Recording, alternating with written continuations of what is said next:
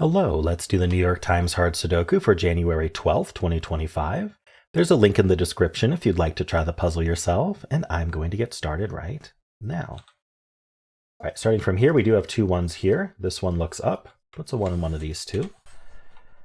We also have this 3 and 7. Yeah, these threes look into this box, putting a 3 in one of these two cells.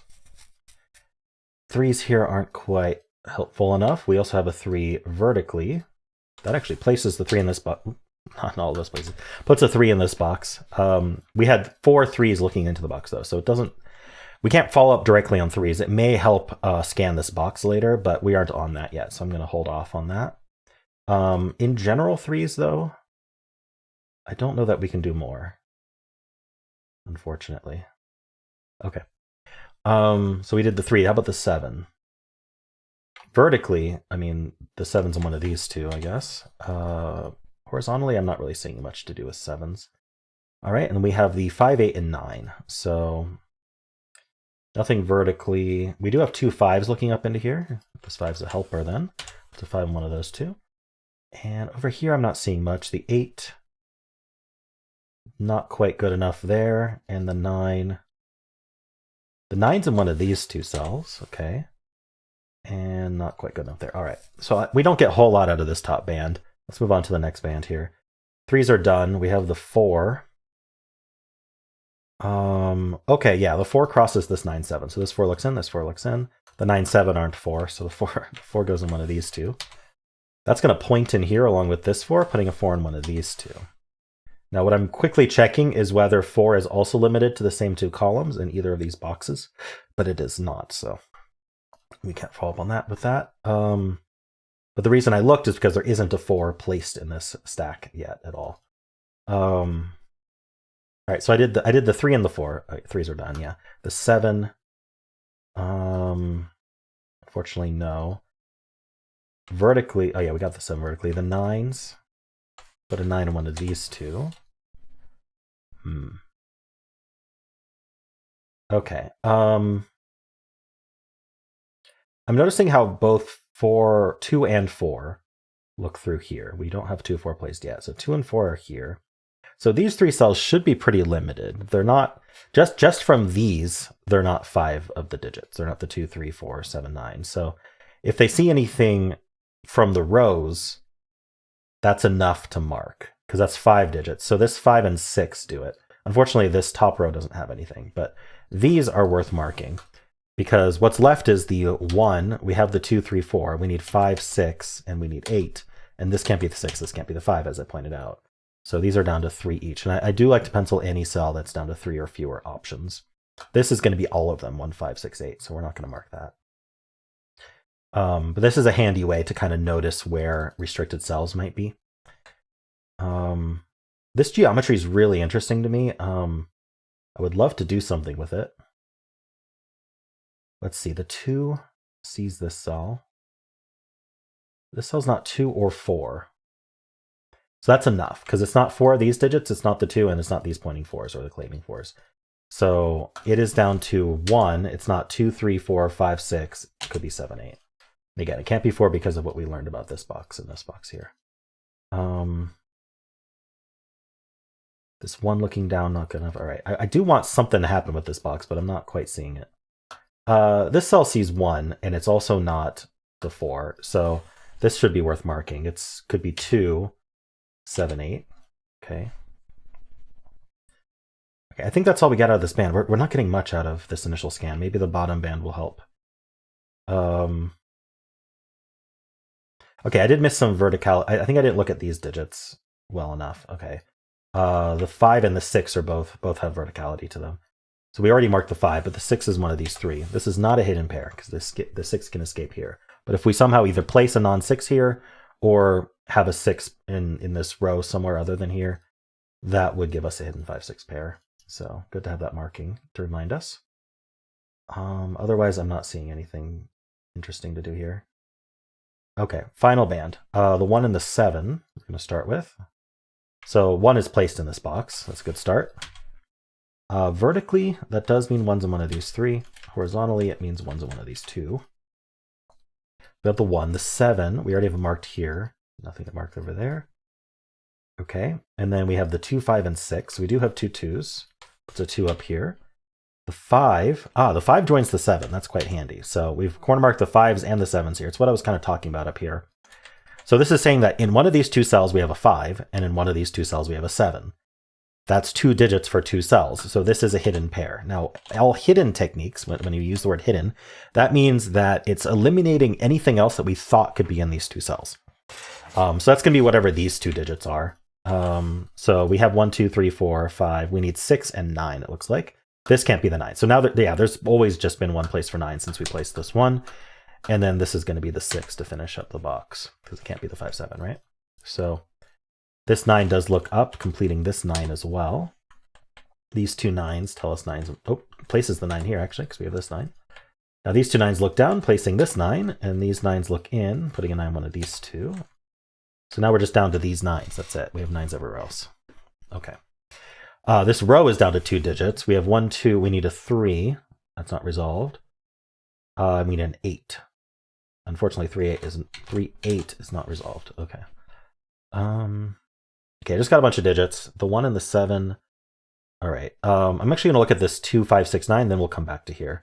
So the 2s we've marked. The 5 we've got there. The 6. 6 is down here. We got it vertically. The 9s we already have all the 9s marked. Can I do anything with the 1, 2, the 3? Oh, not really. The 4. Not really. The 6 got marked. Okay.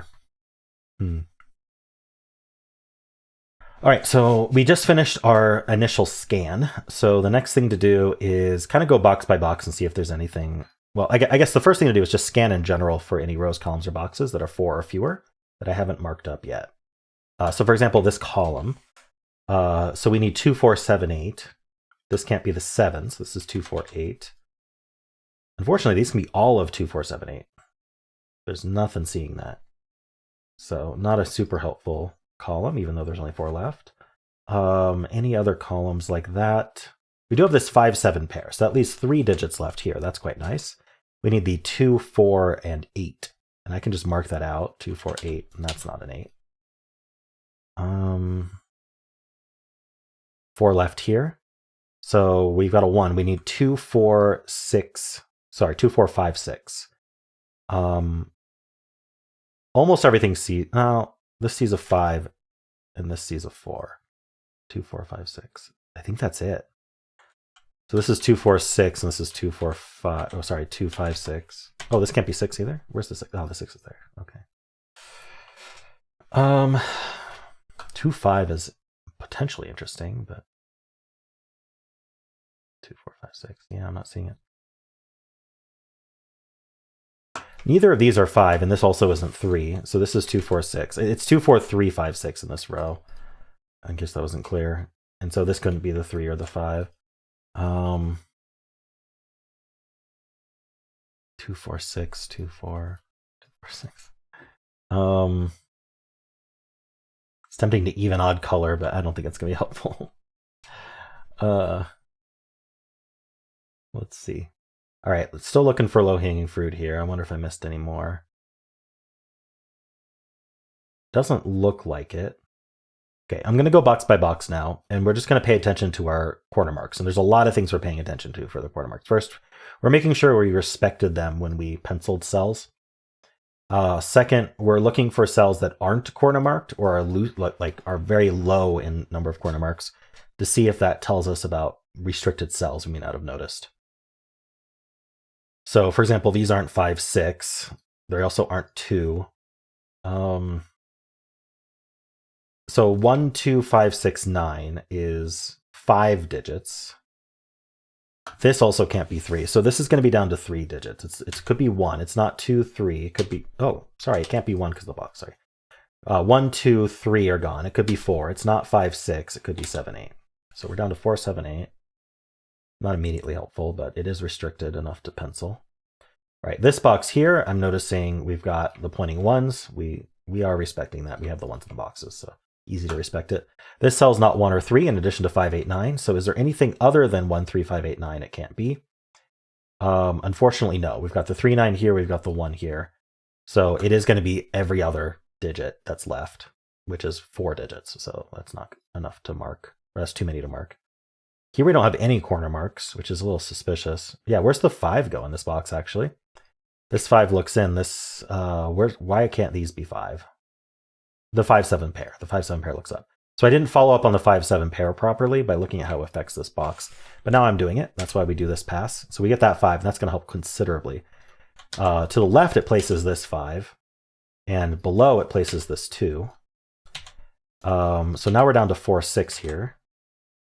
This 2 means 2 joins the 4. Look, this 2 looks in, and this 2 looks up. So 2 is in one of these 2. But so is 4. So that's a hidden 2-4 pair. That removes anything else we thought could be there, including that 8.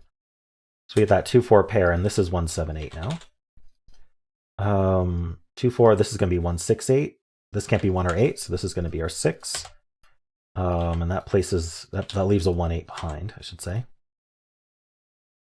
Nice. This 5 was super important. We have all of the odds. This is 2-4-6-8. Can't be 2 or 4, so it's 6-8. 6 ends up in one of these 2 cells. That does point, removing 6 from there, so this is our 6. Up with a 2-4 here. That sounds familiar, but it doesn't link up. Oh, but 2-4 pair does leave the 3 to be here in the row, even though 3 could be here in the box, right? I get this question a lot, which is why I'm clarifying. It may be obvious to you, but some newer solvers do get confused by this because, you know, hey, these 3s are saying, hey, the 3 could be here or here. So how can I possibly place the 3 here when it could still be here? Well, look what happens if I actually place the 3 here. We think it's possible, but now look at this row. Where am I going to put the 3 in this row? It's definitely not on top of any of these digits we've placed, and it can't go in a cell that can only be 2, 4, and so it would have to be here, which would repeat in the box. So we have to put the 3 here because the row needs it, even though the box could have put it there. So I like to explain that every once in a while because I do get that question in the comments actually quite often. So it's a common thing to be wondering about. So this 3 looks down, giving us the 8 and the 3. The 8 comes back up, giving us the 1 and the 8. We get the 6. Oops, I didn't mean to remove the 6. We get the 6 and the 4 there, which gives us the 2 and the 8. That gives us the 6-4. 1-5 pair left here. Not resolved. This 2-4 got resolved, though, and this 1. All right, I think we are basically just plonking the rest of the digits, but we'll see. We need 2, 6, 7 here. The 6 is placed because of this 6. And then we need a 2-7 pair. This is 2-4-7. All right, low-hanging fruit. Yes, this 6 looking down gives us this 6. I'm not like there's nothing immediately jumping out to me like, hey, do this next, except maybe these 2 cells, because I'm seeing they aren't these 4 digits, but they also aren't 2, 9. So what can they be? They can't be 1, 2. They could be 3. Well, the one on the left could be 3. They could be 4. Well, the one on the left could be 4. They could be 5. They're not 6, 7, 8, or 9. So this is a naked 5. That's why I'm suspicious of these things. That's 7, 8. It doesn't always work, but when it does, you get some nice stuff. All right, 3, 4. So this is 2, 3, 4, 9. This again can't be 3. Oh yeah, we just have a 2 and something else in this column. What is it? It's not 3 or 4, so it should be placed. This should be a 2. Anyway, what are the 2 digits? 2 and 7. Yeah, and there's a 7 in this box, so that's our 7. That's our 2. 3, 4, 9 here. Oh, these can't be 3, so 3's placed. I should have seen that. And then this is a 4, 9, but this 4 tells me that's 9 and 4. That's our 9. Yeah, just missing things. That's not a 7. Okay, let's look at this is placed for the column. What is it? Looks like it's a 5. Gives us the 1 and the 5, the 8, 7, and 1. Nice. It gives us the 1 here. So all of these rows finish. We need a 2, and we need an 8. This row needs 7. Honestly, one of the best ways to speed up is just getting better at scanning a row or a column or a box for what digits are remaining, and I've never gotten very fast at that. I need 4 and 8. This 8 looks down, so that's 4 and that's 8. That's a 7, 2, 7, and 4. 2 and 4 there. These 3 digits are 2, 3, 8. I know that because I have the feature on, which grays out digits that are done. So the only non-grayed out digits are 2, 3, 8 on my little keypad on the right there that you can't see. All right, anyway, so I need the 2, I need the 3, and I need the 8. All right. It's amazing how many people are solving this now, like 200 using SudokuPad. That's great.